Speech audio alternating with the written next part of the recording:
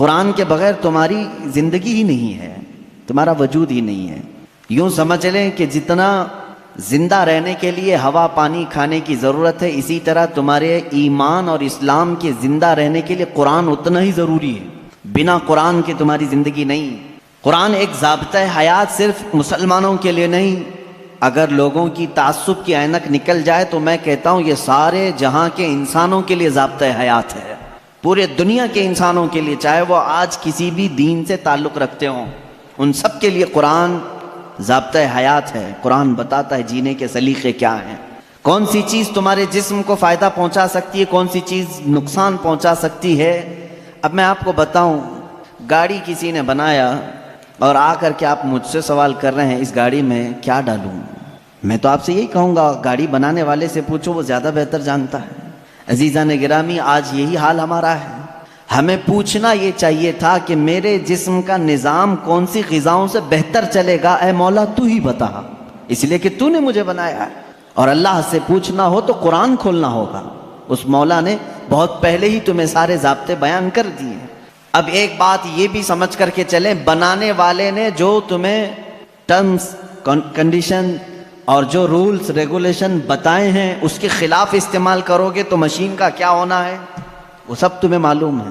جا کر کے کار خرید کر کے لائے اور اس کے ساتھ بکلیٹ بھی ملی تھی، انہوں نے کہا تھا کمپنی والوں نے یہ کار پیٹرول سے چلتی ہے۔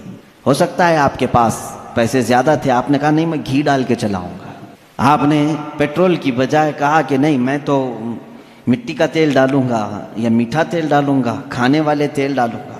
اس گاڑی کا حشر کیا ہونا ہے وہ آپ کو معلوم ہے۔ کیوں؟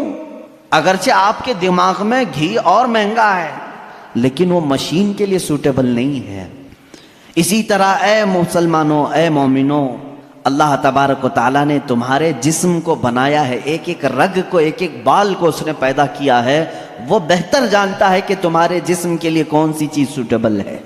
اس کے بتائے ہوئے تعلیمات کو چھوڑ کر کے اگر تم دنیا کی سنو گے تو ظاہر سی بات ہے یہ ایسی ہی ہے جیسے بنانے والے کو چھوڑ کر کے دوسرے سب کے پاس جا رہا ہے آدمی۔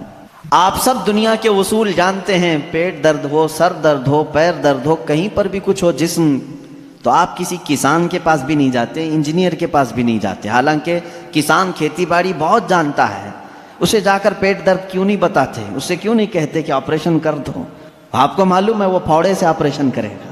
انجینئر کے پاس آپ نہیں جاتے اپنے جسمانی بیماریوں کو دکھانے کے لیے، اس لیے کہ آپ کو معلوم ہے امراض جسمانی سے جس کا تعلق ہے وہ ڈاکٹر ہوتا ہے، اسی سے پوچھنا چاہیے کیونکہ وہ ہمارے جسم پر ریسرچ کر چکا ہے۔ عزیزان گرامی وقار، دنیا میں یہ فارمولہ تم عمل کرتے ہو تو پھر یہ بات یہاں کیوں نہیں تسلیم کرتے کہ پوری باڈی کو، ہمارے پورے شریر کو، پورے جسم کو جس نے بنایا ہے ہم اسی سے اپنے متعلق کیوں نہ پوچھیں، میری روح کس سے بڑھتی ہے، میرا جسم کس سے بڑھتا ہے، میرے دل کی دھڑکنیں کس سے قابو میں رہتی ہیں، مجھے کون سی چیز زبان کے اندر لینی ہے، کس چیز سے مجھے بچنی ہے۔ اسی لیے میرے عزیزو آج میں یہ کہنا چاہوں گا کہ جز بقرآن نیست ممکن زیستن، قرآن کو چھوڑ کر کے جینا بھی ممکن نہیں ہے، جینا بھی ممکن نہیں ہے ہمارے لیے، اس لیے کہ وہ خلاق کائنات نے پیدا کیا اور ساتھ میں تمہیں زندگی گزارنے کے اصول بھی بتا دی۔ میں قرآن کے سمندر میں جاؤں اگر اور آپ کو آج لے کر کے جاؤں تو شاید اس میں سے نکل بھی نہیں پائیں گے آپ۔ ایک ایسے سمندر کا نام ہے یہ جس میں جو جتنا غوطہ لگایا اتنی موتیاں لے کر کے آیا، اور اس کے عجائبات، اس کے اسرار، اس کے رموز کبھی ختم نہیں ہوں گے۔ میں جانتا ہوں اکثر میرے مجمع میں نوجوانوں کی کثرت ہوتی ہے اور تقریباً کالج کے بھی ہیں، پڑھے لکھے بھی ہیں۔ میں سب سے کہوں گا آج اپنا سارا علم سمیٹ کے بیٹھو، اور میں آج تم سے مخاطب ہوں، آپ سے مخاطب ہوں۔ میں سارے علوم پر آج انشاءاللہ ڈسکس کرنے کی کوشش کروں گا، سارے نہیں، جتنے میرے بساط کے مطابق ہیں۔ میں آج پہلے آپ کو یہ بتا دوں کہ قرآن اسلام کی روشنی میں ہمارے نظریے کے اعتبار سے پہلے اس کی تھوڑی سی تاریخ۔ قرآن جو ہے یہ لفظ عربی ہے، بار بار پڑھی جانے والی چیز کو قرآن کہا جاتا ہے، اور دنیا میں ایسی کوئی کتاب ہی نہیں جس کو سب سے زیادہ قرآن کے علاوہ پڑھا جاتا، کوئی کتاب نہیں۔ اتنی زیادہ کثرت سے جس کی تلاوت ہوتی ہے دنیا میں ایسی کوئی کتاب ہے ہی نہیں، کوئی کتاب نہیں، احادیث رسول بھی نہیں، کیونکہ وہ تلاوت نہیں ہوتے۔ قرآن کی تلاوت ہوتی ہے. کروڑوں مسلمان ہیں اور بغیر قرآن کی تلاوت کیے کسی کی نماز بھی ممکن نہیں, کسی کی نماز بھی نہیں ہے. آپ کی نماز قرآن کے بغیر ہوتی ہے؟ نہیں ہوتی. تو کثرت سے تلاوت کرنے والی چیز کو قرآن کہا جاتا ہے, اسی لیے اس مصحف کو یعنی اس کتاب کا نام قرآن رکھا گیا. حالانکہ قرآن پاک ہماری زبانوں میں مشہور ہے, اس کا ایک ہی نام نہیں ہے, اور 27 نام الگ ہیں. قرآن پاک کو عربی میں الگ الگ ناموں سے ذکر کیا گیا ہے, بلکہ خود قرآن میں ہی اس کے کئی نام آئے ہیں. قرآن میں اللہ تعالیٰ نے اس کو فرقان بھی فرمایا, اسی کو تنزیل بھی فرمایا, اسی کو کتاب بھی فرمایا, اسی کو نور بھی فرمایا, اسی کا ایک نام شفا بھی ہے, اسی کا ایک نام رحمت بھی ہے, اسی کا ایک نام البیان بھی ہے, اسی کا ایک نام احسن الحدیث ہے, اسی کا ایک نام البرہان ہے, اسی کا ایک نام المیزان ہے, اسی کا ایک نام الامانہ ہے, اور اسی کا نام قرآن پاک بھی ہے. یہ تمام نام قرآن پاک کے خود قرآن میں استعمال ہوئے ہیں, اللہ نے خود قرآن پاک میں فرمایا ہے. کثیر نام ہے اور ہر نام کی ایک الگ الگ وجہ ہے کہ کیوں اس کا نام یہ رکھا گیا. اب اندازہ کرو آپ کہ میں ایک ایک نام کی تشریح بیان کروں تو 27 دن تو اسی میں لگ جائیں گے کہ قرآن کے نام کیا کیا ہیں. ایک ایک نام قرآن کیوں کہا گیا, میں تو اس کی ایک مختصر وجہ بتایا نا, سب سے زیادہ پڑھی جانے والی چیز ہے, اس لیے اس کو کیا کہتے ہیں, قرآن. اسی طرح بیان, اللہ نے فرمایا ہر چیز کا اس میں بیان ہے, کچھ بھی نہیں چھوڑا گیا ہے, اس لیے اس کو بیان کہتے ہیں. تنزیل اس لیے کہ یہ اتارا گیا ہے, اس لیے اس کو تنزیل کہتے ہیں. احسن الحدیث ہے, سب سے اچھی بات کو کہتے ہیں عربی میں, اور قرآن سے اچھی بات کوئی ہے نہیں, اس لیے اس کا نام احسن الحدیث ہے. اس کا ایک نام شفا ہے, اس لیے کہ اس کی آیتیں مریضوں پر پڑھو تو شفا ملتی ہے. اس کا نام ہدا ہے, اس لیے کہ اس میں ہدایت کی آیتیں ہیں, بھٹکا ہوا بندہ اگر پڑھ لے تو سیدھے راستے پر آ جائے. اس کا نام رحمت ہے, اس لیے کہ غم میں اگر کبھی بندہ اس کو پڑھ لے, بلکہ حضور اکرم صلی اللہ علیہ وسلم نے فرمایا اپنی میتوں پر سورہ یاسین پڑھو, ان پر رحمت ہوتی ہے. تو قرآن کا نام رحمت بھی ہے. اسی لیے قرآن کے اسماء اور قرآن کے ناموں کی تفصیل اپنا ایک الگ ٹاپک ہے, لیکن میں آپ کو بتاؤں جس قرآن کو ہم نے ترک کیا ہوا ہے آج, اے میرے عزیز بچوں, آج کی محفل کے بعد میں سب سے کہوں گا عہد کر کے اٹھنا کہ اے اللہ مجھے اس وقت تک موت نہ دے جب تک میرے سینے میں قرآن کا کوئی حصہ نہ آ جائے. اس لیے کہ رسول کریم صلی اللہ علیہ وسلم نے فرمایا جس مسلمان کے سینے میں قرآن کا کوئی حصہ نہیں, حضور پاک صلی اللہ تعالیٰ علیہ وسلم نے فرمایا وہ قبرستان کی طرح ویران ہے. جس گھر میں قرآن کی تلاوت نہیں ہوتی وہ گھر ویران ہے, خراب. حضور اکرم صلی اللہ علیہ وسلم نے فرمایا وہاں سے فرشتوں کی دوری ہوتی ہے, اور شیاطین اور سرکش جنات ان کے گھروں میں بسیرا کرنے لگتے ہیں جن گھروں میں قرآن کی تلاوت نہیں ہوتی. قرآن کا ایک حصے سے مراد چند آیتیں, چند سورتیں بھی اگر تمہیں یاد ہیں, انشاءاللہ العزیز آپ اس کی فضیلت کے ساتھ قیامت کے دن شفاعت کے مستحق بھی ہوں گے. قرآن کا تھوڑا حصہ بھی اگر تمہارے سینے میں موجود ہے, اس لیے کہ اللہ کے حبیب صلی اللہ تعالیٰ علیہ وسلم سے صحابہ اکرام نے فرمایا, عرض کیا آقا دنیا سے جانے کے وقت سب سے اچھی چیز کیا لے کر کے جائیں اس دنیا میں؟ حضور پاک صلی اللہ علیہ وسلم نے فرمایا رب تعالیٰ کے نزدیک وہ بندہ دنیا میں لانے والی چیزوں میں سب سے بہتر ہے جو قرآن اپنے ساتھ لایا ہو. قرآن اپنے ساتھ لایا ہو مطلب کیا ہے؟ قبر میں یہ لکھا ہوا قرآن رکھ دیا آپ نے اور یہ سوچا کہ ہماری میت قرآن لے کر جا رہی ہے. میاں قرآن یہ ورقی قرآن نہیں کہہ رہا ہوں میں, قرآن وہ نفس قرآن جو لوح محفوظ میں ہے اور تمہارے دلوں میں اترا ہوا ہے, اس قرآن کی بات کر رہا ہوں. وہ قرآن جس نے بھی اپنے سینے میں رکھا اور اللہ کی بارگاہ میں گیا, اس کی سفارش قرآن کی مردود نہیں ہوتی. رسول کریم صلی اللہ تعالیٰ علیہ وسلم فرماتے ہیں دو چیزیں تمہارے عمل میں سے, تمہارے عمل جتنے بھی ہیں دنیا میں جیسے نماز, روزہ, حج, زکوٰۃ, خیرات, صدقات, یہ سب جو اعمال ہیں, ان سارے اعمال میں سے دو عمل ایسے ہیں حضور پاک صلی اللہ علیہ وسلم فرماتے ہیں وہ قیامت کے دن ان کو اللہ تعالیٰ شکل دے گا, انسانوں جیسی ایک شکل, اور وہ اپنے ساتھی کی سفارش کرنے کے لیے جھگڑا کریں گے. وہ آئیں گے سفارش کے لیے. پوچھا گیا وہ کون سی؟ کہا ایک روزہ رمضان, اللہ تعالیٰ اس کو شکل دے گا, اور دوسرا قرآن, اس کو بھی شکل دی جائے گی. حضور اکرم صلی اللہ تعالیٰ علیہ وسلم نے فرمایا جس کے حق میں یہ دونوں نے سفارش کر دی اس پر جنت واجب ہو گئی, اور جس کے خلاف آ کر کے یہ دونوں کھڑے ہو گئے میرے آقا صلی اللہ علیہ وسلم فرماتے ہیں پھر اس پر دوزخ میں جانا لازم ہو جائے گا۔ اگر یہ دونوں آ کر کھڑے ہو گئے کسی کے خلاف، قرآن اور رمضان، رمضان کہے گا کہ مولا میں اس کے گھر جاتا تھا، اس نے بے حرمتی کی ہے، میری بے عزتی کی ہے، میں جب جاتا تھا تو یہ بے حیائیاں ویسے ہی کرتا تھا، میرا ادب و احترام کبھی نہیں کیا اس نے۔ اگر رمضان ہمارے خلاف کھڑا ہو گیا اور قرآن اگر یہ کہہ دیا کہ مولا کبھی اس نے مجھے اپنے سینے سے نہیں لگایا، کبھی میری آیتیں تلاوت نہیں کیا، اس کو آج معاف نہ کیا جائے، رب تعالیٰ ان دونوں کی سفارش اس حق میں بھی قبول کرے گا اور دوزخ میں بھیجے گا۔ اللہ کے رسول صلی اللہ تعالیٰ علیہ وسلم جو سید المعصومین ہیں، بخشے ہوئے ہیں، وہ دعا یہ کرتے تھے، اللہم اجعل القرآن حجتا لنا لا حجتا علینا، اے اللہ قرآن کو قیامت کے دن ہمارا سفارشی بنا، ہمارے خلاف مقدمہ کرنے والا نہ بنا۔ اندازہ کرو رسول کریم صلی اللہ تعالیٰ علیہ وسلم جب یہ دعا فرماتے تھے، اس قرآن کو تم ہلکا نہ سمجھو۔ اے مسلمانوں، سوچنے کی بات ہے، تمہارے پاس 1000 کتابیں نہیں ہیں، ایک ہی قرآن ہے جس سے ساری امت کو جوڑا گیا ہے۔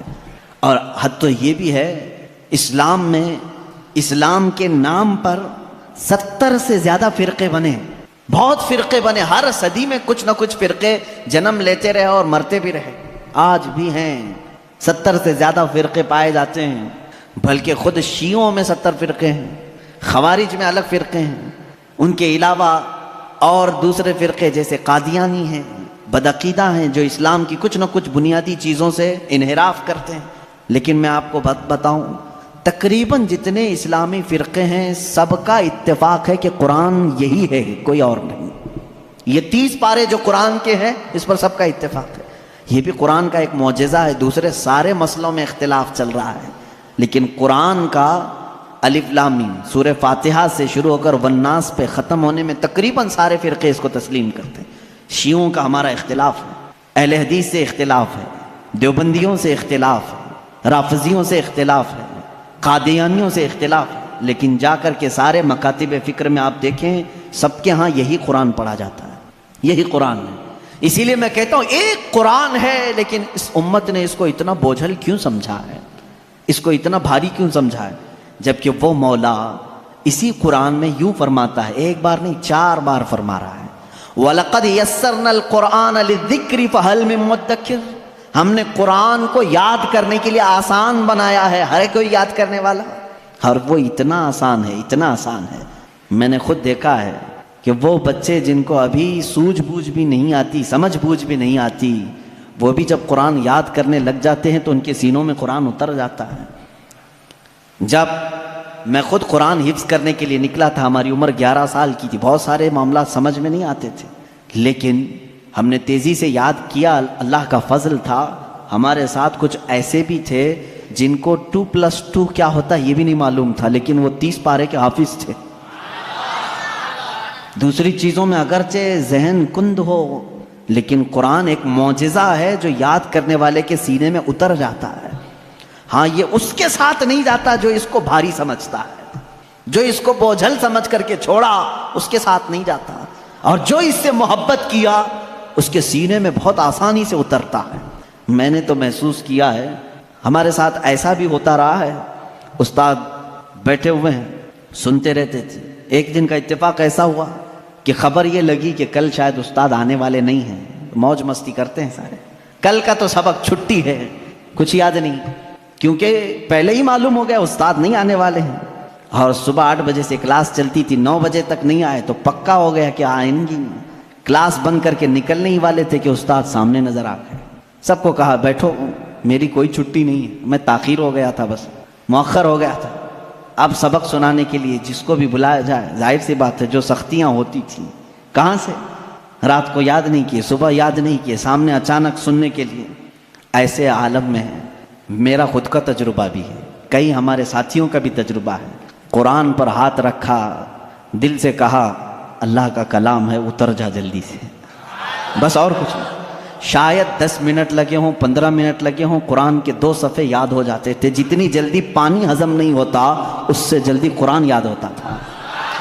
کر کے تو دیکھا ہوتا آپ نے، کر کے تو دیکھا ہوتا۔ شروع میں شیطان بہت ورغلاتا ہے، بہت بہکاتا ہے، یاد کرنے نہیں دیتا اور بھگاتا ہے، لیکن جو جم گیا تو پھر قرآن ہی اس کا مددگار بھی ہوتا ہے، قرآن اس کا مددگار ہوتا ہے۔ اب میں چند حدیثیں آپ کو بتاؤں کہ قرآن کہاں تک تمہاری دوستی نبھاتا ہے۔ پہلی بات، کچھ لوگ ڈر کر کے چھوڑے ہوئے، ہم تو پڑھ ہی نہیں پاتے تھے، اس پر بھی میں آج ایک حدیث پڑھا، حضرت عائشہ صدیقہ رضی اللہ تعالیٰ عنہا سے مروی ہے، فرماتی ہیں رسول کریم صلی اللہ تعالیٰ علیہ وسلم نے فرمایا الماہر فی القرآن، جو قرآن کا ماہر ہے یعنی اچھی تجوید میں تلاوت کرتا ہے اور اس کے معنی بھی سمجھتا ہے، سب سمجھتا ہے، حضور اکرم صلی اللہ علیہ وسلم نے فرمایا قیامت کے دن وہ معزز محترم فرشتوں اور انبیاء کے ساتھ ہوگا۔ جو ماہر ہے قرآن میں، جو قرآن اچھے سے تلاوت کرتا ہے، یہاں تک تو بات ٹھیک ہے۔ آگے میرے آقا صلی اللہ علیہ وسلم فرماتے ہیں والذی یقرأ القرآن یتتعتع فیہ وعلیہ شاق فلہ اجران او کما قال رسول اللہ صلی اللہ علیہ وسلم۔ میرے آقا فرماتے ہیں اور وہ بندہ جو اٹک اٹک کے پڑھتا ہے، اس کے لیے زبان پھسل جاتی ہے، یہ صاف ہے الفاظ حدیث میں، جو اٹک اٹک کے پڑھتا ہے زبان پھسل جاتی ہے، یا ذہن موٹا ہے، زبان موٹی ہے، جلدی سمجھ میں نہیں آتا، ادھر ادھر ہجے کر کے پڑھتا ہے، میرے آقا صلی اللہ علیہ وسلم نے فرمایا اس کو ڈبل اجر ہے، فَلَهُ أَجْرَانِ، اس کو دگنا اجر ہے۔ تو کیوں چھوڑ دیا تھا اس قرآن کو؟ یہی سوچ کر کہ پتہ نہیں کہاں غلطی ہو جائے، تم لگے رہتے ہیں، ایک دن وہ آ جاتا جب ہماری زبانوں کی لکنت کو بھی یہ صحیح کر دیتا۔ قرآن پاک علاج بھی ہے، شفا بھی ہے، دوا بھی ہے، رزق بھی ہے، رحمت بھی ہے۔ عزیزان گرامی، میرے آقا صلی اللہ تعالیٰ علیہ وسلم نے فرمایا، احادیث کے چند جملے میں آپ کے سامنے رکھ دوں۔ رسول پاک صلی اللہ تعالیٰ علیہ وسلم فرماتے ہیں کہ جو قرآن گھر میں تلاوت کرتا ہے اس کے لیے ایک فرشتہ ہے جس کا نام سکینہ ہے۔ حضرت اسید بن حضیر رضی اللہ تعالیٰ عنہ ایک صحابی ہیں، وہ رات میں تلاوت کر رہے تھے، اچانک بادل کا ایک ٹکڑا نیچے آ گیا۔ بادل کا ٹکڑا کبھی نیچے آپ نے دیکھا نہیں ہوگا، اس میں کیا ہوتا ہے معلوم ہے؟ جیسے فریج کھولنے کے بعد بہت تیز شبنم جیسی ٹھنڈک رہتی ہے، اس طرح بادلوں کو کچھ جمی ہوئے پانی اور برف جیسی چیزیں گھیری ہوئی رہتی ہے، ایک ٹکڑا ان کے اوپر آ گیا۔ حضرت اسید ڈر گئے، ان کا گھوڑا ہنہنانے لگا، تیزی سے اچھل کود کرنے لگا، اور وہ قرآن پڑھ رہے تھے اس وقت، اور انہوں نے قرآن چھوڑ دیا، اور صبح حضور اکرم صلی اللہ علیہ وسلم کے دربار میں آئے، کہا یا رسول اللہ صلی اللہ علیہ وسلم مجھے ڈر لگ رہا ہے، رات کو میں چھت پر بیٹھ کر قرآن پڑھ رہا تھا، صرف میری بیوی ہے اور میرے گھر میں ایک گھوڑا ہے، مجھے ڈر یہ لگا کہ آسمان سے کچھ برس جائے گا اور میں ہلاک ہو جاؤں گا۔ بادل کا ٹکڑا یہاں تک آ گیا تھا، سر تک آ گیا تھا، اور میرا گھوڑا بھی دیکھ کر کے ہنہنانے لگا، اچھل کود کرنے لگا، یہ کیا معاملہ ہے؟ اللہ کے حبیب صلی اللہ تعالیٰ علیہ وسلم نے فرمایا، مسکرایا، کہا اسید تلاوت چھوڑ کیوں دیا؟ اور پڑھتے رہتے ہیں، اس لیے کہ وہ فرشتہ ہے جسے قرآن سننے کا بہت شوق ہے۔ جب بھی کوئی قرآن تلاوت کرتا ہے تو آسمانوں سے